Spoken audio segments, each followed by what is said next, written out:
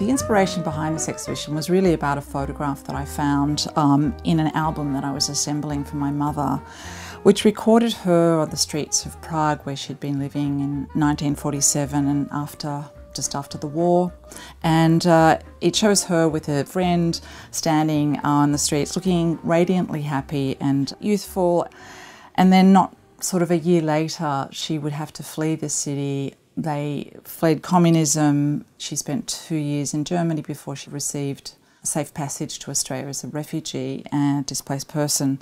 I just found it incredibly moving to sort of recognise her in this place. And then I discovered other images in the album that were taken by street photographers in this similar vein of just capturing people, moments as people pass by.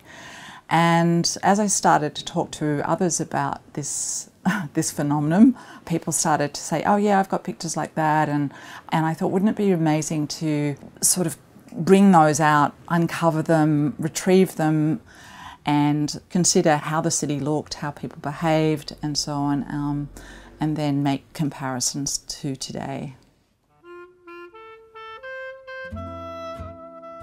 In the process of trying to return to the streets and do these sort of reenactments, I placed my daughter in the city with a friend of hers, referencing this original photograph of my mother's, and it was extraordinarily poignant just seeing her second generation child.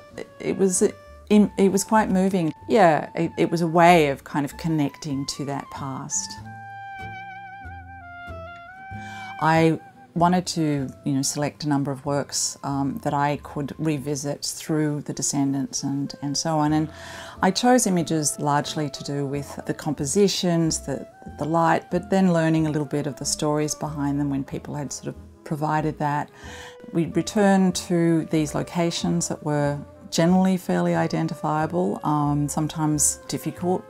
Buildings had disappeared. Sometimes the city, the buildings were exactly the same and not much had actually changed. But I think, it was finding people who were still living as well. That was really remarkable, who were taken as little children, 75 years earlier, and here they are, today in that same place. I think working as I did, with a tripod in a very composed way and trying to have the subjects walk or pretend to walk in the footsteps of their ancestors was quite difficult and didn't look very natural. And then in some ways I kind of enjoyed that idea of it being a little bit sort of strange, and yeah, they are kind of trying to fill these shoes or walk in this, with this gait, but of course it's different. And so I sort of allowed that to happen naturally, really. And then I was sort of very interested in some of the parcels and accoutrements that people carried and try to make those that the contemporary subjects carried sort of be relevant. And so working that out in advance, and even how they might dress that had some kind of feeling of the past. And it became just trying to make something that they felt connected to this story, this history, and people were surprised at how much they looked like their relative or their grandmother, and that their gait was sort of similar, or that they ended up seeing themselves kind of through their parents or grandparents. Yeah, it was really a lovely way of kind of bringing these two periods together.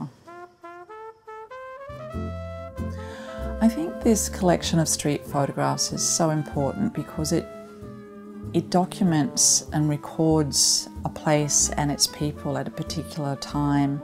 There were 10,000 images sold every week. This is an extraordinary record, an archive, which is really untapped, and it provides an account of life in the city and how we behaved, how one looked, the kinds of signage and modes of transport that sort of operate in the background, the architecture, and our place in amongst all that. it's about seeing, you know, how we were and how we appear today.